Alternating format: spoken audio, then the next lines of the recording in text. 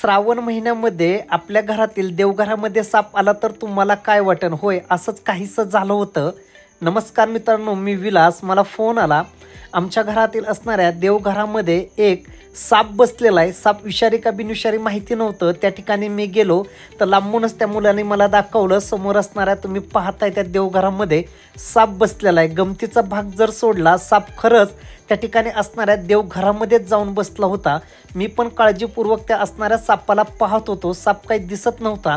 साप विषारी का बिनविषारी मलाही माहिती नव्हतं. त्या ठिकाणी असणारी एक एक वस्तू मी काढत होतो. फायनली मला तो साप दिसला. साप होता ट्रिंकेट जातीचा, पूर्णपणे बिनविषारी जातीचा, ज्याला की आपण मराठीमध्ये तस्कर असं देखील बोलतो. फायनली त्या सापाला मी काढत होतो. घरातील लोक त्या सापाला पाहत होते कसा आला असेल. आणि श्रावण महिन्यातील 3रा सोमवार आणि साप देवघरामध्ये सर्वांनी त्या असणाऱ्या सापाचं दर्शन घ्यायला लागले. मित्रांनो, साप जरी बिनविषारी असेल तरी तुम्ही कुणी साप पकडायचा प्रयत्न करू नका, कारण अनेक दिवस झाले अनेक व्हिडिओ आपल्याला इन्स्टा ID यूट्यूब चॅनेलवरती किंवा सोशल मीडियाच्या माध्यमातून पाहायला भेटत आहेत. सर्प पकडत असताना अनेक जणांना सर्पदंश झाल्यानं अनेक जणांचा मृत्यू देखील होत चाललेला आहे. पकडलेला साप हा बिनविषारी असला तरी मी त्याला आता पकडून निसर्गाच्या सानिध्यामध्ये सोडण्यासाठी निघालो आहे.